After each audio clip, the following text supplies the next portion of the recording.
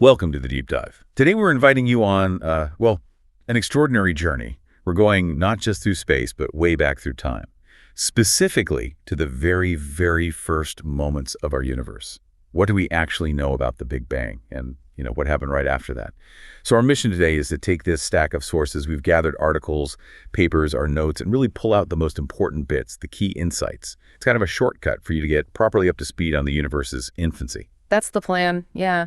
We're going to try and unravel this cosmic timeline, starting from, unimaginable fractions of a second after it all began, all the way to hundreds of thousands of years later, exploring those extreme conditions, the particle transformations, everything that shaped what we see today. And it's amazing how much we have figured out, but as we'll see, some of the biggest questions, they're still out there, really pushing the limits of what we can know. Okay, so let's dig in.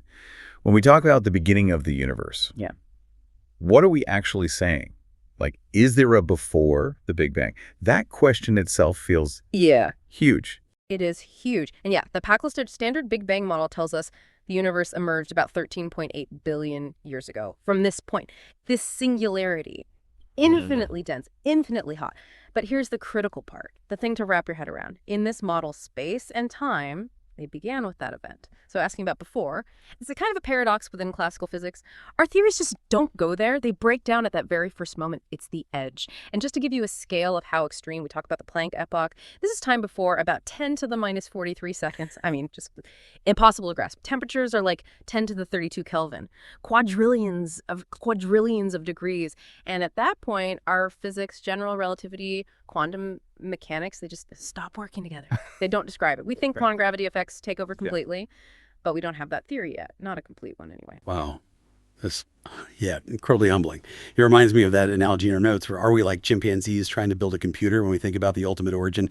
It really highlights the limits, doesn't it? So, okay, if our physics just gives up during the Planck epoch, what happens right after when things start to make a little more sense to us? Right. So as the universe expands and cools, just infinitesimally from those, absurd temperatures, we enter the GUT era, Grand Unified Theory era. This is roughly between 1043 and 1036 seconds. Tiny, tiny time frame. Gravity has separated out by this point. It's its own force. But the other fundamental forces, strong, weak, electromagnetic, they're still essentially merged, indistinguishable, acting as one single unified force. It's pretty wild to think about. And it's around then that the theory of cosmic inflation comes in, this idea of a super brief but exponentially accelerating expansion. Cosmologists proposed it to solve some big puzzles, like the flatness problem. Why does the universe look so geometrically flat on large scales? And the horizon problem. Why are parts of the universe that are incredibly far apart, seemingly never in contact, almost exactly the same temperature? Inflation helps explain that. Okay, inflation, this is where it gets really fascinating for me. How does this incredibly short burst of expansion, how does that lead to everything? Galaxies, stars, us? Yeah, it's key. So inflation is thought to have stretched the universe out so much it became incredibly smooth and cold, dominated by this vacuum energy. Then inflation ends in a process called reheating. Basically, the energy field driving inflation decays, dumping all its energy into creating a hot, dense soup of particles and radiation. That's the start of the hot Big Bang we usually picture. But crucially, tiny quantum fluctuations, little jitters in space-time that are always there because of quantum mechanics. They existed during inflation. And inflation stretched these tiny fluctuations to enormous scales. They became the initial seeds, slight density variations. And those variations are what gravity eventually pulled together to form all the structure we see galaxies, clusters of galaxies. Without inflation, the universe might just be smooth and empty. Right, so inflation smooths things out, but also plants the seeds. Yeah. Okay, so after this inflation and reheating, the universe is expanding, it's cooling. What's happening with all those fundamental particles? You called it a particle zoo. It absolutely was. Think particles and antiparticles popping in and out of existence, annihilating each other constantly in this super hot, dense plasma. But as it cooled, we see this sequence really early on, maybe 10 to 4 seconds, heavier particles. Things like pions, muons. They decay or annihilate. They're unstable. They mostly disappear, leaving behind photons and lighter stuff. At this point, the main heavy particles left, the hadrons, are just protons and neutrons, the building blocks we know. Then fast forward to about 1 second after the Big Bang, universe cools more. Electrons and their antimatter partners, positrons, slow down enough. They become non-relativistic, and wham, they annihilate each other almost completely. Almost. There must have been a tiny, tiny imbalance, slightly more matter than antimatter to begin with. We don't fully know why yet. But that tiny leftover fraction of electrons, that's what survived to make atoms later on. Around the same time, maybe a bit earlier for some types, neutrinos, those ghostly particles, they stop interacting much with the plasma. They decouple. And this is important because it means the weak force interactions, which could swap protons and neutrons back and forth, they basically start being effective. So the ratio of neutrons to protons gets frozen in place at that moment. Okay, so we have protons, neutrons, a sea of electrons and photons, and these decoupled neutrinos. It's a primordial soup. How do we get from that to the first actual elements, like actual atoms, or at least nuclei? Yeah. Is this where the cosmic cooking starts? Exactly. That's Big Bang nucleosynthesis, or BBN. It kicks off around 3 minutes after the Big Bang. The universe has cooled by then to about 1 billion degrees Kelvin. Still incredibly hot, but cool enough for protons and neutrons to start sticking together without being immediately blasted apart. It's essentially universe-wide nuclear fusion. Just like in the core of stars, but happening everywhere, all at once.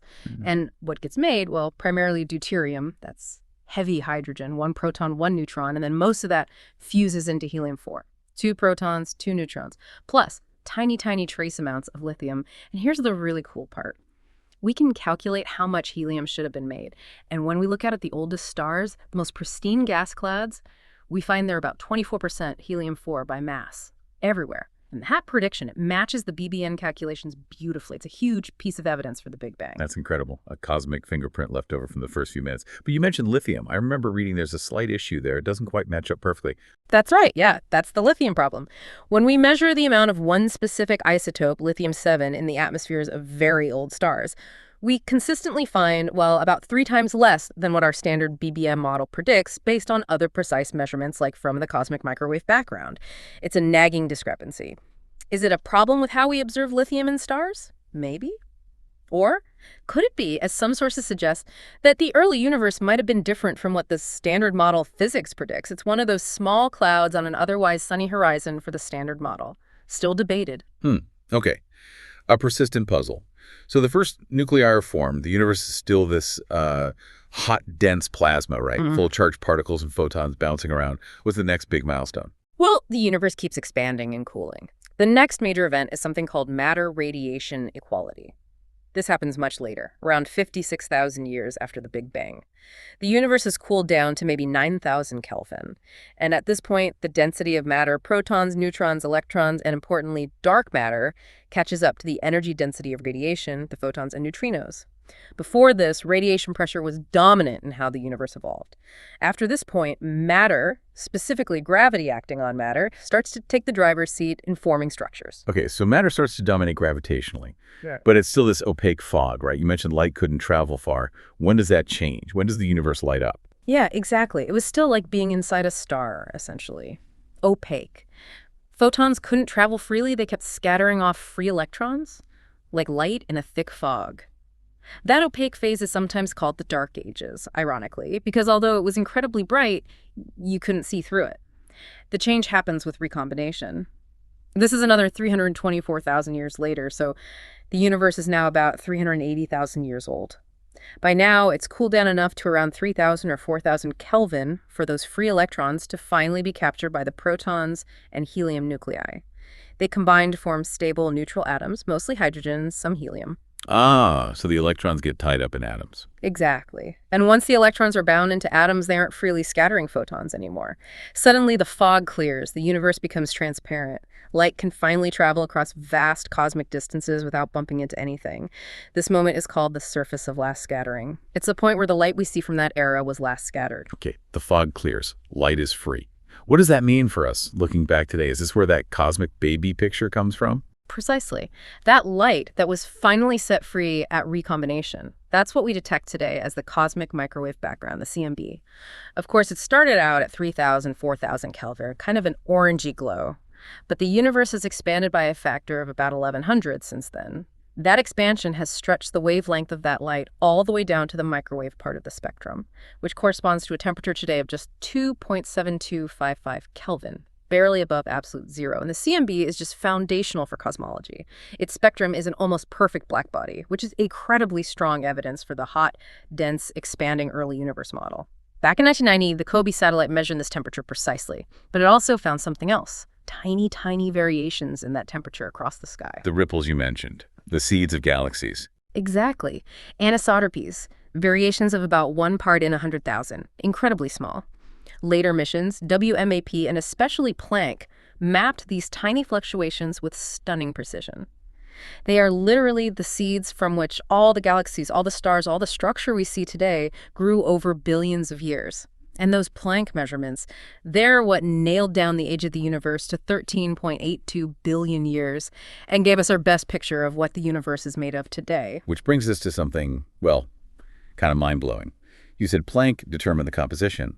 But most of it isn't the stuff we've been talking about, is it? Not the protons, neutrons, electrons. Not even close. It's one of the biggest revelations and mysteries in modern science. According to Planck's analysis of the CMB and other cosmological data, ordinary matter, baryonic matter, the atoms that make up you, me, planets, stars, it's only about 4.9% of the total energy density of the universe. Just 5%. Roughly, yeah. Another 26.8% is dark matter, and the rest, the lion's share, 68.3%, is dark energy. Over 95% of the universe is something else, something we can't directly see. Okay, let's break that down. Dark matter.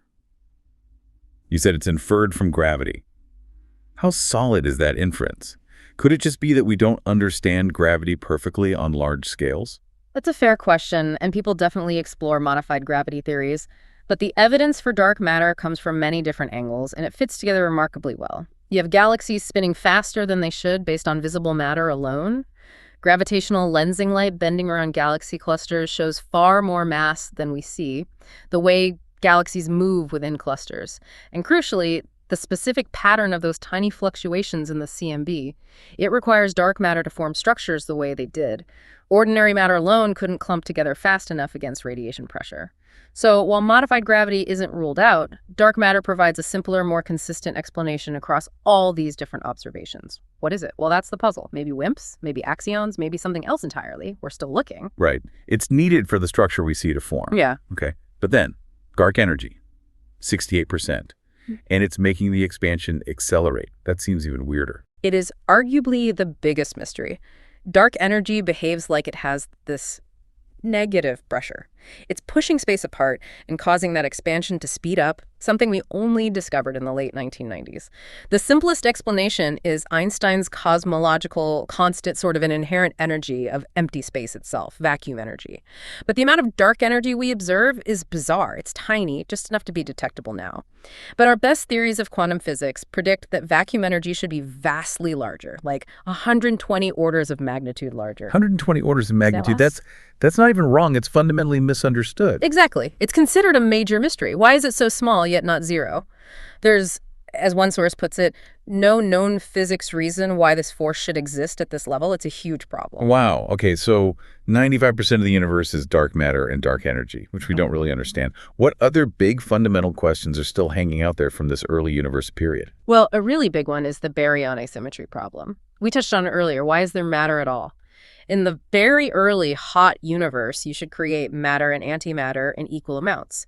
They should have then annihilated each other completely, leaving just photons, no protons, no neutrons, no atoms, no us. But clearly we're here. Clearly. So somehow a tiny excess of matter must have been created. About 1 extra particle of matter for every billion pairs of matter-antimatter particles. The standard Big Bang model can't explain this imbalance. We need physics beyond the standard model. Things like grand unified theories might allow processes that violate baryon number conservation, maybe involve fundamental symmetry violations, C and CP violation, happening when the universe was far from equilibrium. It might even be linked to neutrinos having mass. It's a major loose end. Which kind of brings us back full circle, doesn't it? Back to those moments right near the beginning, maybe even before the Big Bang, where our physics breaks down. Can we ever hope to understand that? The singularity, the Planck era. That's the ultimate frontier, really. And there are theoretical ideas trying to push beyond that singularity. Quantum gravity theories, like loop quantum cosmology, propose that quantum effects might become so strong at those scales that they actually prevent a singularity from forming. Maybe it wasn't a beginning from nothing, but a cosmic bounce from a previous contracting phase of the universe. Or maybe space and time themselves dissolve into something more fundamental. And then you have string theory, aiming to be a theory of everything. It replaces particles with tiny vibrating strings. Proponents say its framework could potentially describe the universe's birth. But it comes with its own baggage, like requiring extra spatial dimensions we don't see, and supersymmetry, another theoretical idea that hasn't shown up in experiments yet. So it's promising, but still very much a work in progress. And if that wasn't enough, inflation itself, especially if it's eternal inflation, leads naturally to the idea of a multiverse. Our observable universe might just be one bubble, one island universe, among countless others constantly forming in an eternally inflating background. The multiverse. Okay, that opens a whole other can of worms. If these other universes exist, can we ever know? Can we test that idea scientifically, or does it become philosophy? And that's the core debate right there. The huge challenge with the multiverse is its observational testability. How could we possibly detect another universe causally disconnected from our own? It's hard to even define what a typical universe in the multiverse would be. It really pushes the boundaries of what we consider empirical science. It highlights this unique aspect of cosmology. We only have one universe to study. We can't rerun the experiment with different initial conditions like you can in a lab. So yeah, it definitely blurs the line into philosophy. So we've taken quite a journey from these unimaginably hot, dense first fractions of a second, where our physics just kind of gives up, to the particle soup, the first elements cooking, the universe clearing up with that first light, all the way to realizing most of the universe today is made of stuff we can't even see. It really is an amazing story. And the success of the Big Bang model, explaining so much from the helium abundance to the CMB details, truly remarkable. A triumph of observation and theory working together. But yeah, as we've laid out, the deepest mysteries are still profound. What is dark matter? What is dark energy? What really happened at the Planck scale? How did matter win out over antimatter? These questions are what drive physics forward today. So thinking about all this, a universe where our best theories hit a wall right at the start, where 95% of what exists is invisible to us. How does chasing these huge questions change how we think about reality, about knowledge itself, maybe even our own place in it all? What new questions does this deep dive spark in you?